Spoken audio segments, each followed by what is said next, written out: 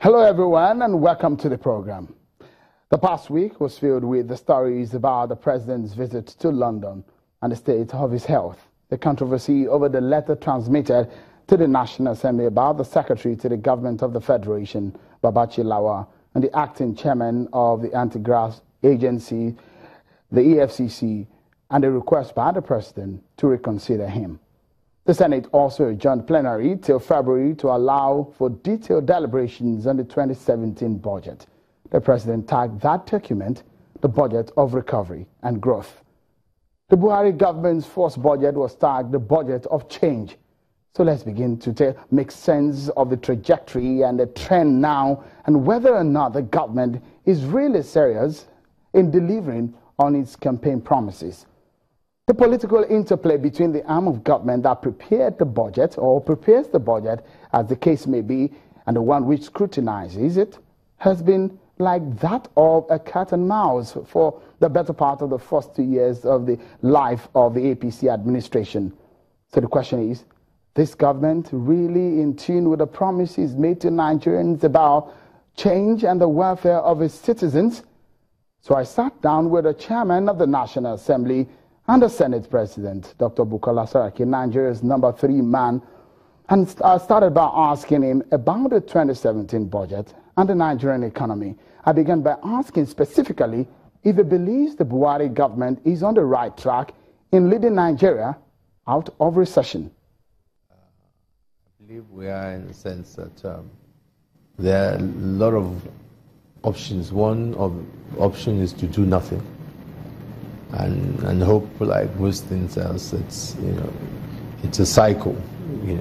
Things will begin to improve, oil prices will move up, production will come up, general economy in the world will get better, or to actively see how to seize the opportunity and create different options for us.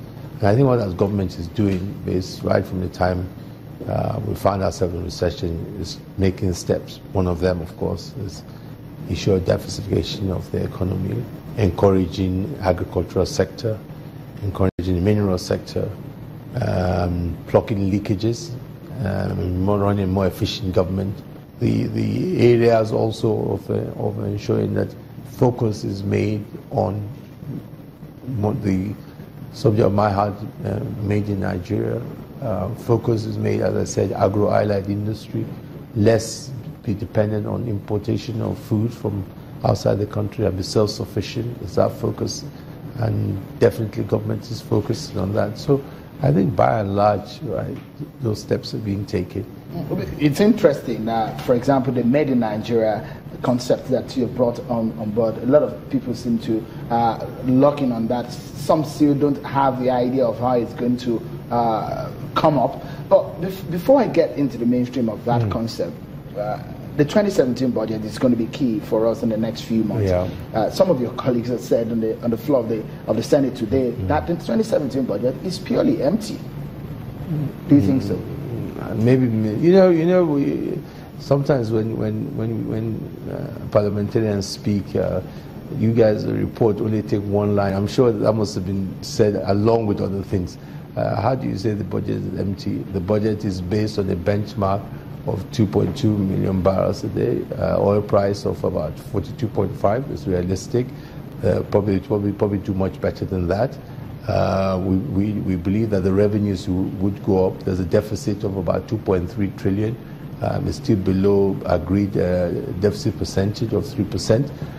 The question everybody's asking is that if you look at the capital budget, which is 30% of the entire budget, which is also about 2 trillion, the argument is that that means if we do not raise money, we will not be able to implement the capital expenditure. But if you look at the trend, you will see that is why the economic recovery plan is going. Government is going to go on a roadshow in the next couple of weeks. I'm pretty confident that they'll be able to raise the money. I think they're looking for $1 billion on Eurobond. I think they'll be able to raise it. They'll still get the monies from the world banks at concessionary rates. They'll be able to come up, probably raise about 1.5 to 2 billion, and they'll be able to raise money locally. So They might be able to raise probably 60, 70%. I think now that they have a plan in place, there'll be more confidence in the international community. And that is why the World Bank is projecting, IMF are projecting a 1.6% growth in 2017. So the budget really is a budget of recovery and growth? Yeah, definitely. No, it is a budget of recovery and growth for in sure. the real sense of it, realistically speaking. It is. But let's talk about the Made in Nigeria concept. First and foremost, let me ask, is that concept captured in the 2017 budget? Well, in the plan that I've seen, in the recovery plan, there's a lot of focus on that.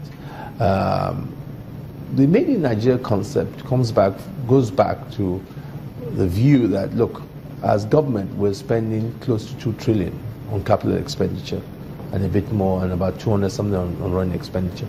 But let's take the capital expenditure. The point here is that why don't we ensure that we patronize MDAs, ministries, defense agencies, patronize locally produced goods? By so doing, you're going to stimulate production, manufacturing, you're going to stimulate job creation. And at the same time, you're going to save foreign exchange. Why? Take an agency like the Nigerian Youth Corps, or take the Army, or take Navy, or take Air Force, who buy boots. I'm just bringing it down to what everybody will understand, that buy boots. And most of these boots, maybe they're buying them from China. And we now decide, why are we buying it from China? I'm sure there are people in Aba, Newi, or Lagos, or Abuja that can produce those boots. Now, the moment you begin to do that, you create a market. The immediate thing, first of all, the Nigerian Army does not need to go to this bank and go and look for foreign exchange. You drop that demand. You create local employment. You create jobs. And that's the concept behind it. And you stimulate young guys who are looking for work, right from office equipment, stationery, to anything. And we're beginning to see it. The Nigerian Army last year, after we pushed this in the Senate, bought about 50,000 boots. If the Nigerian Army can do it, I don't see why Navy can't do it. I don't see why Air Force can't do it. I don't see why the Youth Corps can't do it. I don't see why Civil Defense can't do it. I don't see why police can't do it. We made an example here in the Senate. For example, some of the pilot cars we have in our convoy are Nigerian companies. If you look at, for example, some of these things that are being done, if there are enabling laws